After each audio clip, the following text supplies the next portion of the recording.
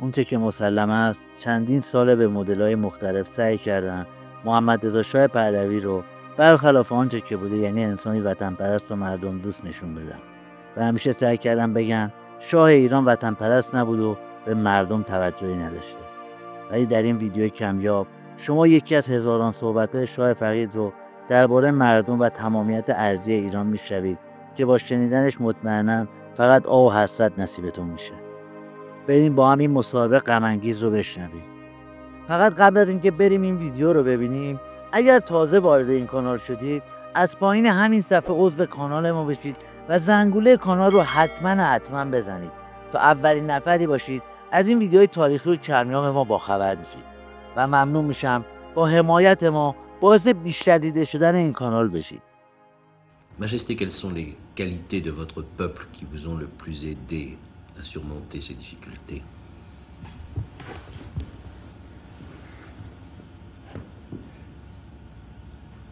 Je trouve que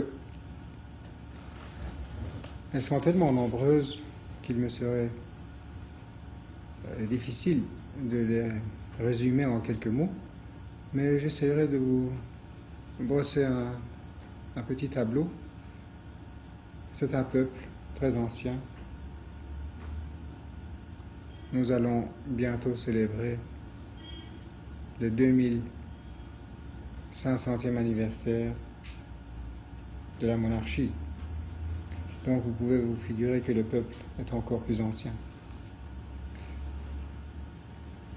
Nous avons cette maturité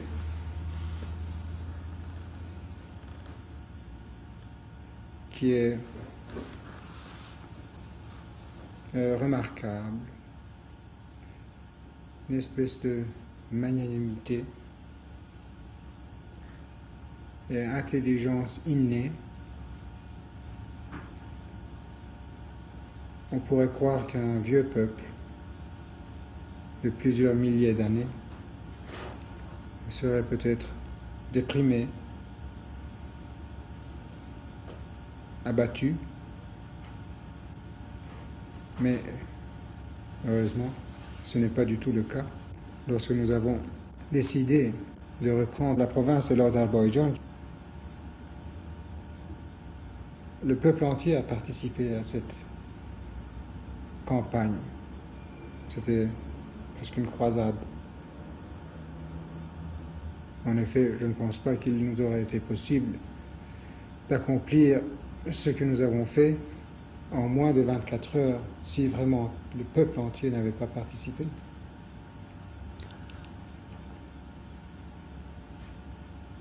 Et encore, au mois d'août 1953, lorsque, presque à la même heure, dans tout le pays, le peuple s'est levé dans une révolution nationale pour sauver le pays d'une situation extrêmement dangereuse. Le peuple là, c'était même les femmes et les enfants. Oui, même des femmes voilées qui allaient au-devant des mitrailleuses, sans peur. Je ne pense pas que les enfants ou les vieilles femmes voilées auraient pu être intéressés par autre chose que par un pur sentiment national. On comprend qu'à ce peuple, Majesté, vous pensiez sacrifier votre vie. C'est le cas. J'avais des devoirs en tant que souverain, un roi, envers mon pays, mon peuple. J'avais juré de sauvegarder la Constitution. Mais après cela, comme je l'ai d'ailleurs dit à mon peuple, il est normal que si eux sont prêts à sacrifier leur vie pour moi, que je fasse au moins la même chose pour eux. Majesté, vous l'avez fait notamment en sacrifiant votre vie personnelle à la raison d'État. Et vous savez que les Français ont, comme tant d'autres peuples, été bouleversés à l'annonce de votre divorce avec l'impératrice Soraya.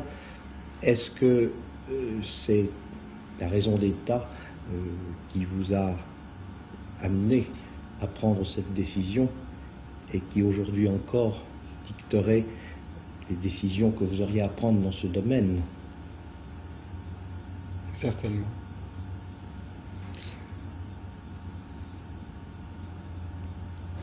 Je crois que j'ai le devoir de veiller à ce que cette vieille monarchie qui a été utile à ce pays pendant si longtemps